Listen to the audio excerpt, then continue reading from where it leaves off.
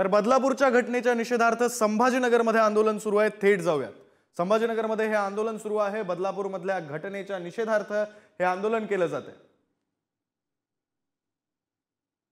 आपण दृश्य पाहतोय संभाजीनगरमध्ये आंदोलन सुरू आहे आणि हे आंदोलन कशासाठी तर बदलापूरमध्ये जी घटना घडली, ज्या घटनेच्या पार्श्वभूमीवर काल बदलापूरमध्ये मोठा आक्रोश समोर आला होता, नागरिक रस्त्यावर उतरले होते, रेल्वे ट्रॅक्सवर उतरले होते, त्याच घटनेच्या निषेधार्थ आता संभाजीनगरमध्ये ठाकरेंच्या शिवसेनेचं हे आंदोलन सुरू आहे आणि त्याची दृश्य आता आपण पुढारी न्यूजच्या टीव्ही स्क्रीनवर पाहतोय।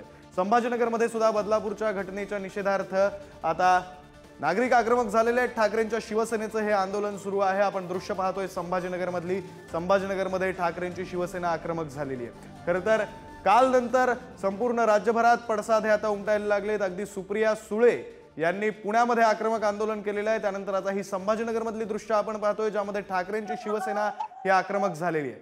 ठाकरेंच्या शिवसेनेचं आंदोलन हे सुरू आहे। बदलापूरमध्ये घडलेल्या घटनेच्या निषेधार्थ अल्पवयीन मुलींवर झालेल्या अत्याचारांच्या विरोधात म्हणून हे निदर्शन, हे आंदोलन हे संभाजीनगरमध्ये सध्या सुरू आहे।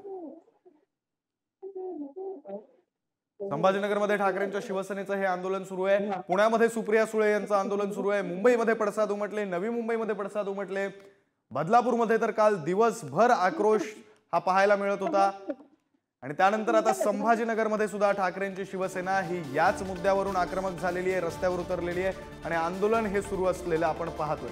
संभाजीनगरमध्ये ठाकरेंची शिवसेना आक्रमक झाली आहे। बदलापूरमध्ये घडलेल्या घटनेच्या निषेधार्थ, त्या घटनेचा निषेध करण्यासाठी, त्या घटनेचा विरोध करण्यासाठी म्हणून हे निदर्शन आंदोलन हे संभाजीनगरमध्ये सध्या सुरू आहे।